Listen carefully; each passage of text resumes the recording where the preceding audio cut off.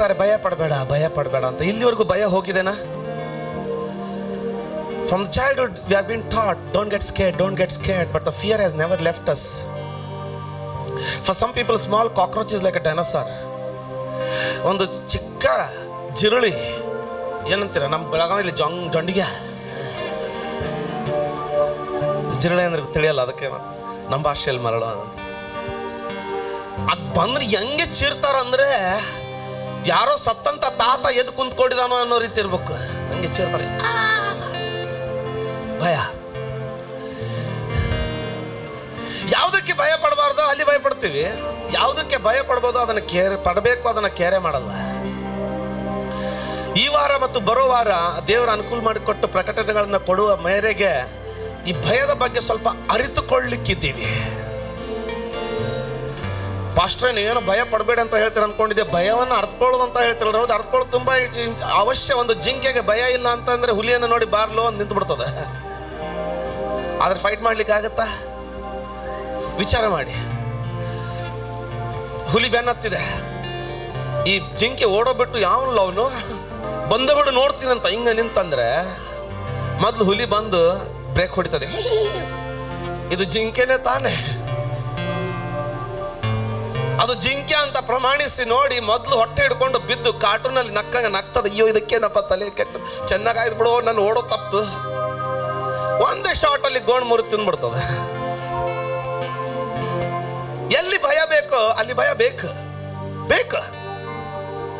ತಂದೆ ತಾಯಿಗಳ ಭಯ ಮಕ್ಕಳಿಗೆ ಬೇಕು.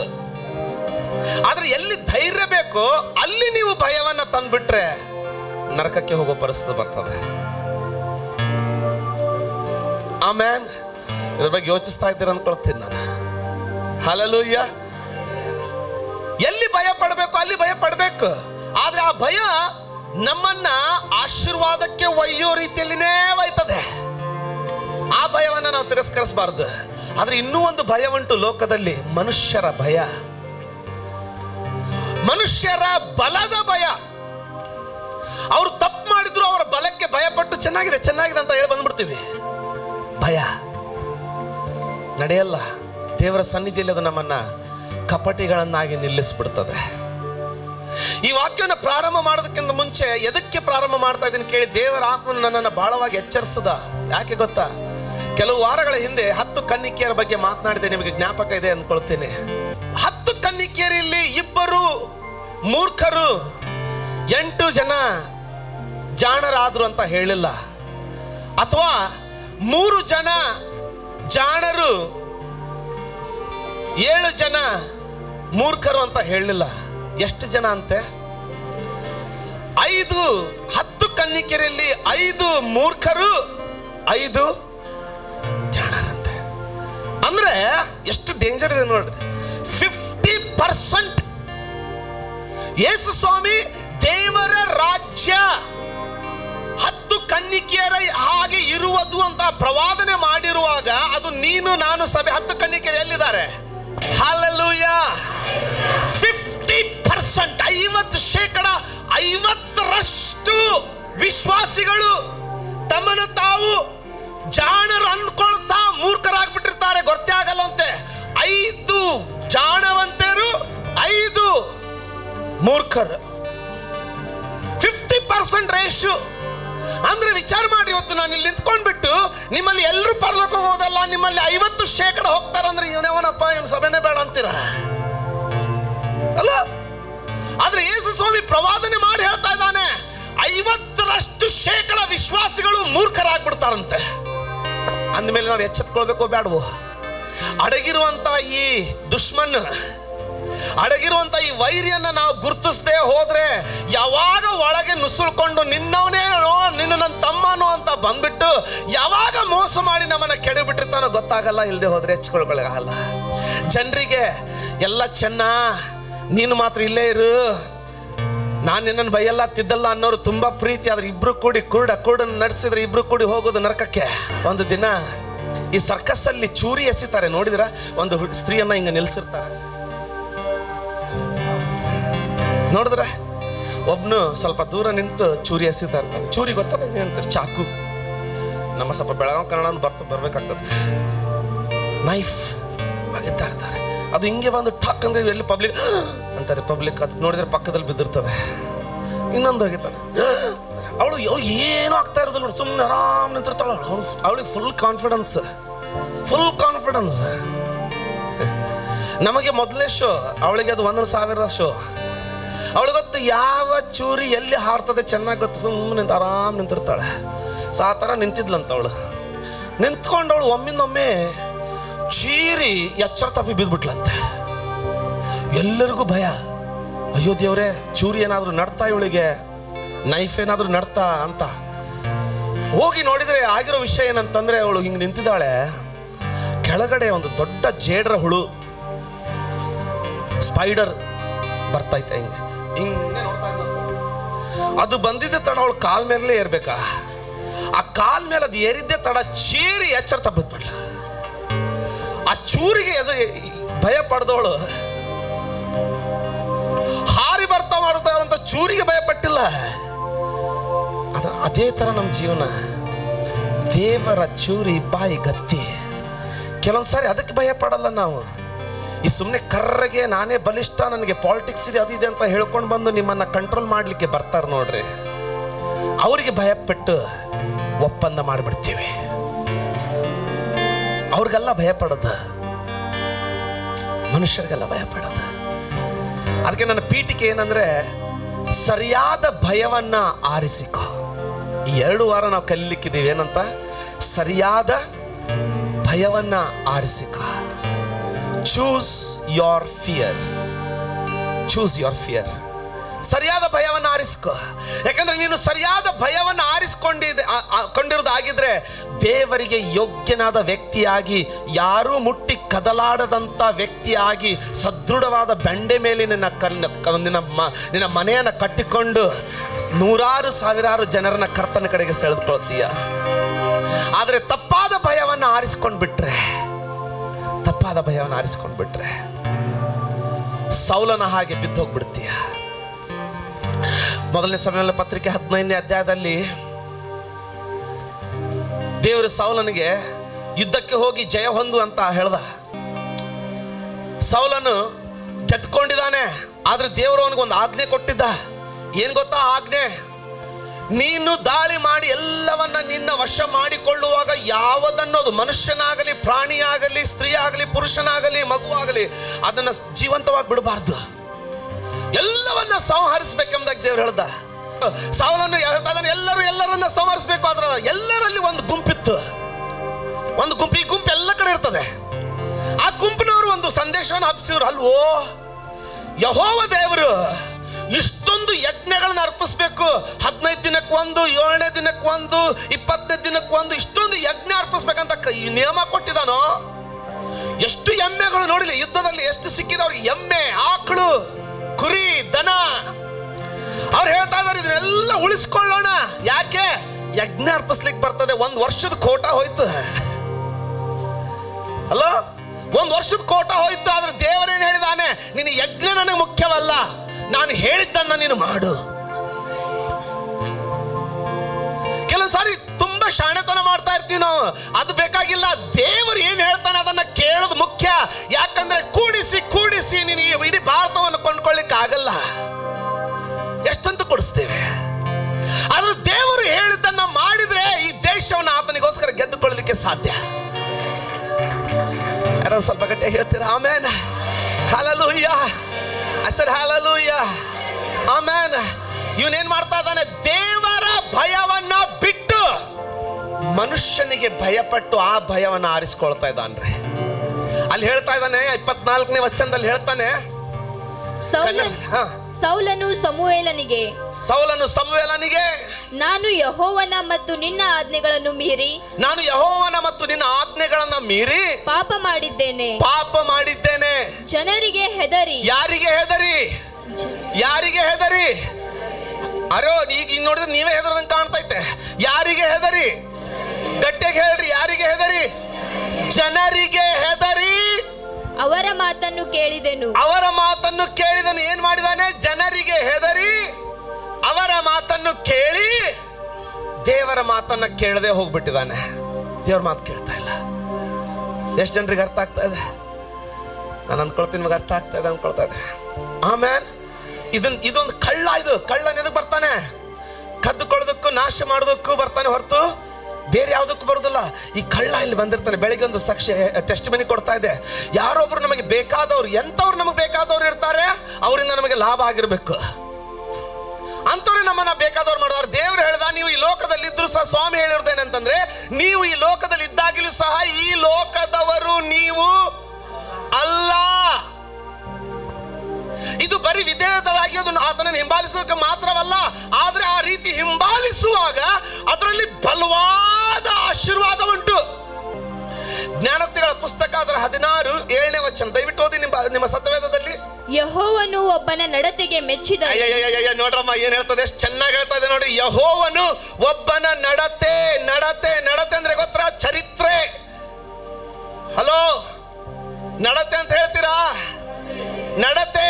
ನಾವ್ ಹೇಳ್ತೀನಿ ಅವನು ನಡತೆ ಸರಿ ಇಲ್ಲ ಬ್ರದರ್, ಅವನ ಚರಿತ್ರೆ ಸರಿ ಇಲ್ಲ ಬ್ರದರ್, ಆತನ ದೃಷ್ಟಿ ವಕ್ರ ದೃಷ್ಟಿ ಬ್ರದರ್ ಅಂತ ಹೇಳ್ತೀವಿ. ಕೇಳಿದಿರಲ್ವಾ?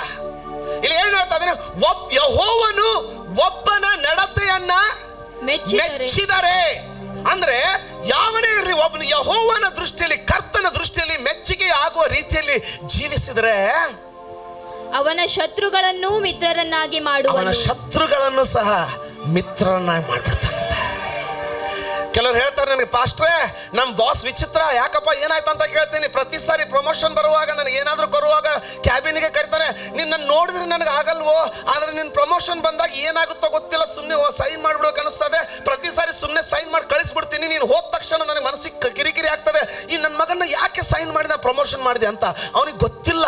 ಒಬ್ಬನಿಗೆ ಯೆಹೋವನ ನಡತೆ ಮೆಚ್ಚುಗೆ ಆಗೋದಾಗಿದ್ರೆ, ಯೆಹೋವನ ಆತನ ಮನಸ್ಸನ್ನ ಆ ವ್ಯಕ್ತಿಗೋಸ್ಕರ ತನ್ನ ಪರವಾಗಿ ತಿರುಗಿಸಿ ತನ್ನ ಮಹಿಮೆಗೋಸ್ಕರ ಉಪಯೋಗಿಸುವನಾಗಿರ್ತಾನೆ.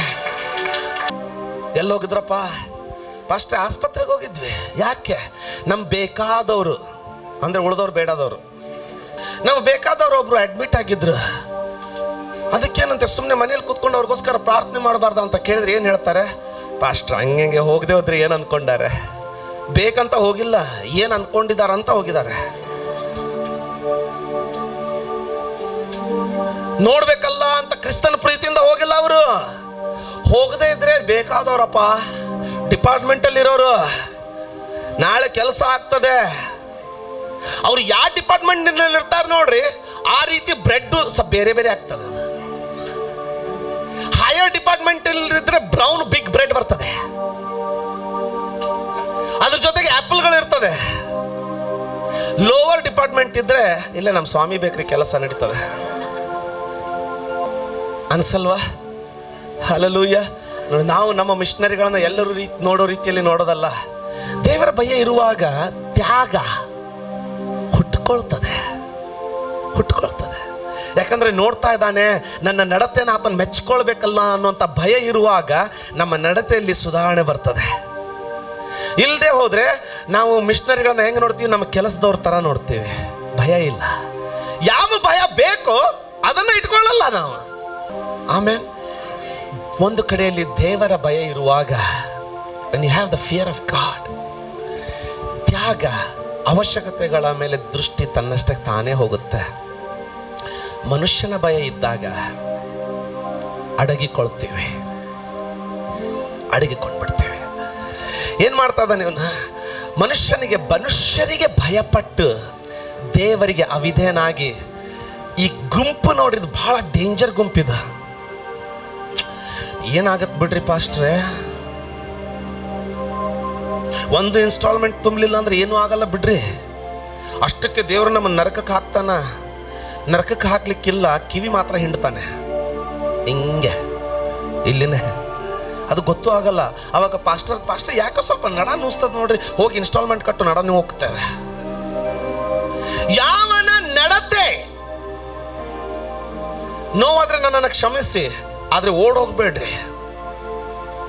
ಓಡೋದ್ರೆ ಅರಣ್ಯದಲ್ಲಿ ತಪ್ಪಿಸ್ಕೊಂಡ್ ಬಿಡ್ತೀರಾ, ರಕ್ಷಣೆಯನ್ನು ಕಳ್ಕೊಳ್ತೀರಾ. ನಿಂತು ಬದಲಾದ್ರೆ ದೇವರ ಮಹಿಮೆಯನ್ನ ಕಾಣ್ತೀರಾ. ಆಮೇನ್ ಆಮೇನ್. ಇದು ನಿಂತ್ಕೊಂಡು ಹೇಳ್ಬೇಕು ಅವ್ರಿಗೆ, ಇಲ್ಲ ದೇವ್ರು ಹೇಳಿದ್ದಾರೆ ನಾವು ಅವುಗಳನ್ನ ಮುಟ್ಟ ಕೂಡದಾಗಿ. ಆದ್ರೆ ಮನುಷ್ಯ ಮನುಷ್ಯರು ಏನು ಹೇಳ್ತದೆ, ಆತನ ಸೈನಿಕರು ಏನು ಹೇಳ್ತಿದ್ದಾರೆ, ಸರ್ 1 ವರ್ಷದ ಯಜ್ಞದ ಟೆನ್ಷನ್ ಹೋಯ್ತು ಸರ್. ಇಲ್ಲ, ಪ್ರಾಣ ಕಳ್ಕೊಳ್ತಾ ಇದ್ದೇವೆ. ನಿಮ್ಗೆ ಆಶೀರ್ವಾದ ಆಗ್ತಾ ಇದೆ ಅಂದ್ಕೊಳ್ತೇನೆ. ಎಲ್ಲ ಹೋಗಿದ್ದು? ಆಸ್ಪತ್ರೆಗೆ ಹೋಗಿದ್ದೆ. ಯಾಕೆ ಹೋಗಿದ್ದೋ? ನೋಡ್ಲಿಕ್ಕೆ ಹೋಗಿದ್ದೆ. ಯಾಕೆ ನೋಡ್ಲಿಕ್ಕೆ ಹೋಗಿದ್ದೋ? ನೋಡ್ಲಿಕ್ಕೆ ಹೋಗದೆ ಹೋದ್ರೆ ಏನಂದಾರು ಪಾಸ್ಟರ್, ತುಂಬಾ ಅವರಿಂದ ಆಗಬೇಕಾದವರು ಇನ್ನೂ ಬಹಳ ತುಂಬಾ ಕೆಲಸ ಆಗಬೇಕಾಗಿದೆ ಅಂತ ಇಟ್ಕೊಂಡ್ಬಿಟ್ಟು ಅವರಿಗೆ ಸ್ವಾರ್ಥ ಹೇಳಲಿಕ್ಕಿಲ್ಲ, ಅವರಿಗೋಸ್ಕರ ಉಪವಾಸದ್ದು ಪ್ರಾರ್ಥನೆ ಮಾಡ್ಲಿಕ್ಕಿಲ್ಲ. ಆದ್ರೆ ಅವರಿಗೆ ಮೆಚ್ಚಿಸುವಂತ ಎಲ್ಲ ಸಂಗತಿಗಳನ್ನು ಮಾಡ್ತಾರೆ. ಅದು ತಪ್ಪಾಗಿದ್ರು ಚಿಂತೆ ಇಲ್ಲ. ಏನಾಗುತ್ತೆ ಅದರಿಂದ? ಸೌಲನಿಗೆ ಆದಿದ್ದೇ ನಮಗೂ ಆಗುತ್ತೆ. ಬರಬೇಕಾದಂತ ಆಶೀರ್ವಾದ ತಕ್ಕ ಸಮಯದಲ್ಲಿ ಬರಲ್ಲ. ಇಂಥ ಬೋಧನೆಗಳನ್ನ ಜನರು ಮೆಚ್ಚಲ್ಲ. ಯಾಕಂದ್ರೆ ಕೃಪೆಯ ಜೀವನ ನೋಡ್ರಿ, ಕೃಪೆಯ ಜೀವನ ಅಂದ್ರೆ ಪಾಪದ ಜೀವನ ಅಲ್ಲ. ಆಮೇನ್. ಕೃಪೆಯ ಜೀವನ ಅಂದ್ರೆ, ದೇವರೇ ನನಗೆ ಯೋಗ್ಯತೆನೇ ಇಲ್ಲದಂತ ನನಗೆ ನಿನ್ನ ಕೃಪೆ ಇಟ್ಟು ರಕ್ಷಣೆ ಕೊಟ್ಟಿದೆಯಲ್ಲ, ಇನ್ನು ನಾನು ಅದನ್ನ ಕಳ್ಕೊಳ್ಬಾರ್ದಂತ ಎಚ್ಚರಿಕೆಯಿಂದ ನಡೆಯುವಂತ ಜೀವನ, ಅದು ಕೃಪೆಯ ಜೀವನ. ಆಮೇನ್. ಎಚ್ಚರಿಕೆಯಿಂದ ನಡಿ. ಯಾಕಂದ್ರೆ ಸೈತಾನನು ನಿನ್ನ ಆಶೀರ್ವಾದವನ್ನು ಕದ್ದುಕೊಳ್ತಾ ಇದ್ದಾನೆ. ಭಯಪಡಬೇಡ, ಭಯಪಡಬೇಡ. ಮಾತನಾಡ್ತಾರೆ, ಒಂದು ಕೂದಲನ್ನ ಬೆಳ್ಳಿಗೆ ಕರ್ರೆಗೆ ಮಾಡೋ ಶಕ್ತಿ ಅವರಲ್ಲಿಲ್ಲ. ಟೀಕಿಸ್ತಾರೆ, ನಿನಗೆ ಒಂದು ತಲೆನೋವಿನಿಂದ ಬಿಡುಗಡೆ ತರುವಷ್ಟು ಅಭಿಷೇಕ ಅವರಲ್ಲಿಲ್ಲ. ಖಂಡಿಸ್ತಾರೆ, ಆದ್ರೆ ನಿನ್ನನ್ನು ರಕ್ಷಣೆ ಮಾರ್ಗಕ್ಕೆ ಒಯ್ಯುವಂತ ಕ್ಷಮತೆ ಅವರಲ್ಲಿಲ್ಲ. ಭಯಪಡಬೇಡ. ಸತ್ಯಕ್ಕೋಸ್ಕರ ಭಯಪಡಬೇಡ. ದೇವರ ವಾಕ್ಯಕ್ಕೋಸ್ಕರ ಭಯಪಡಬೇಡ. ಹೋಗ್ತಾ ಇರ್ತೀವಿ, ಮಾತಾಡ್ತಾ ಇರ್ತೀವಿ, ಗೊತ್ತವನು ಏನು ಮಾತಾಡ್ತಾ ಇದ್ದಾನೆ ಅದು ತಪ್ಪು. ಇವನೇನು ಮಾತಾಡ್ತಾ ಇದ್ದಾನೆ ತಪ್ಪು ಅಂತ ಗೊತ್ತಿರ್ತದೆ. ಏನು ಮಾತಾಡ್ತಾ ಇರ್ತಾನೆ ಇವನು? ಪಾಸ್ಟರ್ ನಿಂಗೆ ಗೊತ್ತಿಲ್ಲ ಪಾಸ್ಟರ್, ಅವನು ಹಂಗೆ ಮಾಡ್ತಾನೆ, ಇವನು ಹಿಂಗೆ ಮಾಡ್ತಾನೆ, ರೀಲ್ ಬಿಡ್ತಾ ಇರ್ತಾನೆ. ಆದ್ರೆ ನನಗೊಂದು ಸಂಕಟ, ಇವನು ಡ್ರೈವಿಂಗ್ ಬರಲಿಲ್ಲ ಅಂದ್ರೆ ಇವನೊಬ್ಬನೇನಪ್ಪ ಇರೋದು. ಆ ಭಯದಿಂದ, ಯಾರಾದ್ರೂ ಹೇಳ್ರಿ ಭಯ ಅಂತ ಮೇಲೆ ಬಾ, ಆ ಭಯದಿಂದ ಏನ್ ಮಾಡ್ತೀನಿ, ನಡೀತದ ಬಿಡು, ಡ್ರೈವಿಂಗ್ ಮಾತ್ರ ಮಾಡ್ತಾ ಇರು, ನಡೀತದ ಬಿಡು. ಚಿತ್ತಲ್ಲ, ಅದು ಬರೀ ಸ್ವಾರ್ಥ ಅಲ್ಲ, ಅದು ಮೋಸಕರವಾದ ಭಯ. ಅರ್ಥ ಆಗ್ತದೆ? ಆದ್ರೆ ಈತ ನಾನು ಕೇಳ್ರಿ, ಏನು ಉಳಿಸಲ್ಲ ನಾನು. ಯಾಕೆ? ನನಗೆ ಇವನ ಆತ್ಮನ ಚಿಂತೆ ಹೊರತು ಈತನ ಉಣ್ಣೆ ಮತ್ತು ಕುರಿಯ ಹಾಲಿನ ಚಿಂತೆ ಅಲ್ಲ. ಅದನ್ನ ದೇವರು ಹೆಂಗೋ ಕೊಡ್ತಾನೆ, ಹೆಂಗೋ ಕೊಡ್ತಾನೆ. ಬಟ್ ಏನು ಕೊಡ್ಲಿಲ್ಲ ಅಂದ್ರೆ ಅರಣ್ಯದಲ್ಲಿ ಆಕಾಶವನ್ನು ತೆರೆದಾದ್ರೂ ಮನ್ನಾರು ತಿನ್ನಿಸಿ ಜೀವಂತ ಇಡ್ತಾನೆ. ಆ ನಂಬಿಕೆ ಇರೋರು ವಿಶ್ವಾಸಿಗಳು, ಆ ನಂಬಿಕೆ ಇರೋರು ಕ್ರಿಸ್ತನ ರಾಜ್ಯಕ್ಕೋಸ್ಕರ ಓಡುವವರು. ಇಲ್ಲದೆ ಹೋದ್ರೆ ತಮ್ಮನ್ನ ತಾವು ಮಾರ್ಕೊಳ್ಳೋರು. ಕ್ಷಮಿಸಿ, ಸ್ವಲ್ಪ ಖಂಡಿತವಾಗಿ ಮಾತಾಡ್ತಾ ಇದ್ದೇನೆ. ಆದರೆ ದೇವರ ರಾಜ್ಯ ಅಂತವ್ರದೇ. ಅಂತವ್ರನ್ನ ಕಲ್ಲೆಸೆದು ಕೊಲ್ತಾರೆ. ಆದರೆ ಸತ್ಯ ಹೇಳ್ತೀನಿ, ಯಾವನ ನಡತೆಯನ್ನ ಯೆಹೋವನು ಮೆಚ್ಚಿಕೊಳ್ತಾನೋ. ವಾವ್, ಎಂಥ ವಾಕ್ಯ ನೋಡಿ, ಎಂಥ ವಾಕ್ಯ. ನಿನ್ನ ನಡತೆ ದೇವರಿಗೆ ಮೆಚ್ಚುಗೆ ಆಗಿದೆಯಾ? ಮಾತನಾಡುವ ಶೈಲಿ, ನಾನು ನೋಡುವಂಥ ಸಂಗತಿಗಳು ದೇವರಿಗೆ ಮೆಚ್ಚುಗೆ ಆಗಿದೆಯಾ? ಯಾವನ ನಡತೆ ಎಲ್ಲಿ ಬರೆದಿದೆ? ಇದು ಬಾಯಪಾಠ ಆಗಬೇಕು ನಿಮಗೆ. ಎಲ್ಲಿ ಬರೆದಿದೆ? ಜ್ಞಾನೋಕ್ತಿಗಳು 16:7 ವಚನ. ಯಾವನ ನಡತೆಯು ಯೆಹೋವನಿಗೆ ಮೆಚ್ಚುಗೆಯಾಗಿದೆಯೋ ಅವನ ವೈರಿಗಳನ್ನೂ ಸಹ ಅವನ ಪರವಾಗಿ ಆತನು ತಿರುಗಿಸ್ತಾನೆ.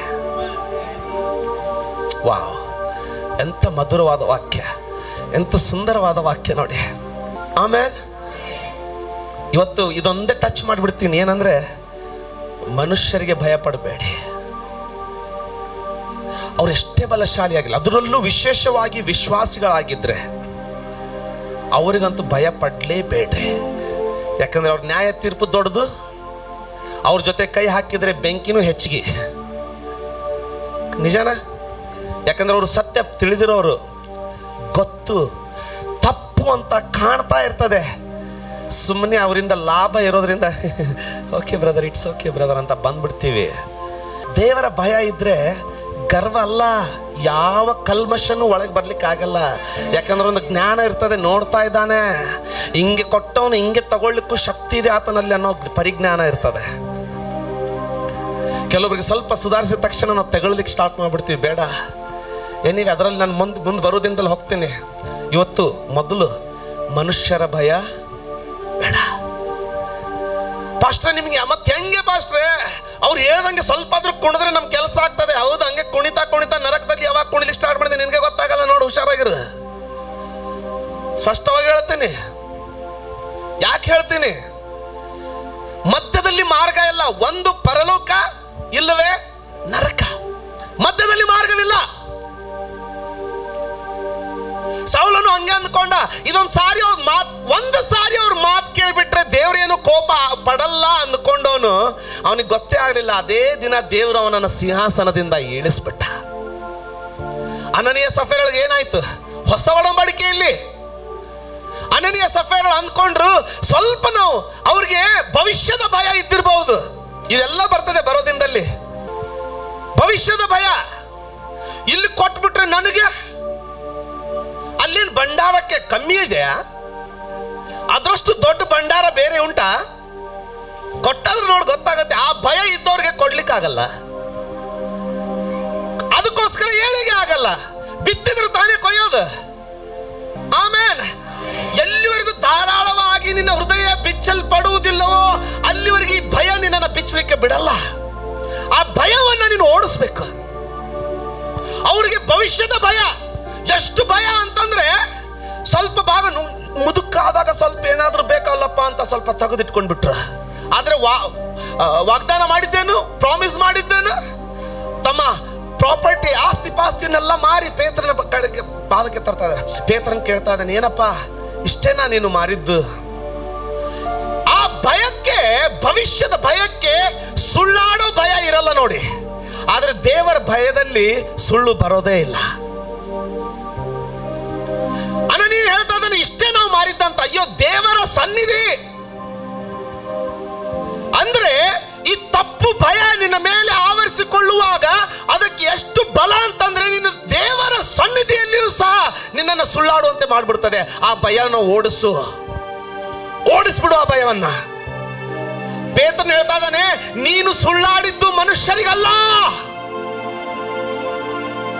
ನೀನು ಸುಳ್ಳಾಡಿದ್ದು ಪವಿತ್ರಾತ್ಮನಿಗೆ. ಆಮೇನ್. ದೇವರ ಭಯದಲ್ಲಿರುವಾಗ ನೀನು ಎಲ್ಲೇ ಇದ್ರೂ ಸುಳ್ಳು ನಿನ್ನ ಬಾಯಿಂದ ಬರಲ್ಲ. ಯಾಕಂದ್ರೆ ನಿನಗೆ ಗೊತ್ತು ಚೆನ್ನಾಗಿ, ನೀನು ಬಾತ್ರೂಮ್ ಅಲ್ಲಿ ಇದ್ರೂ ಚಿಂತೆ ಇಲ್ಲ, ದೇವರ ದೃಷ್ಟಿ ನಿನ್ನ ಮೇಲದೆ. ನಾನು ಬದುಕಿಕೊಳ್ಳಿಕ್ಕಾಗಲ್ಲ ಅನ್ನೋದು ಗೊತ್ತಿರ್ತದೆ, ಸುಳ್ಳಾಡಲ್ಲ. ಆದ್ರೆ ಅನನೀಯ ಸಫೇರ ಸತ್ತಿದ್ದು ಸುಳ್ಳಿನಿಂದ. ಎಲ್ಲ ಮಾರಿದ್ದಾರೆ, ಎಂತ ಆತ್ಮಿಕ ನಡವಳಿಕೆ ಅದು. ಆದ್ರೆ ಒಂದು ಚಿಕ್ಕ ಭಯ, ಆ ಭಯದ ನಿಮಿತ್ತವಾಗಿ ತಮ್ಮ ಪ್ರಾಣ ಕಳ್ಕೊಂಡ್ಬಿಟ್ರು. ಆಮೇಲೆ ದೇವರ ಭಯ ಇದ್ರೆ ಪ್ರತಿದಿನ ಆತನ ವಾಕ್ಯವನ್ನ ಓದ್ತೀವಿ.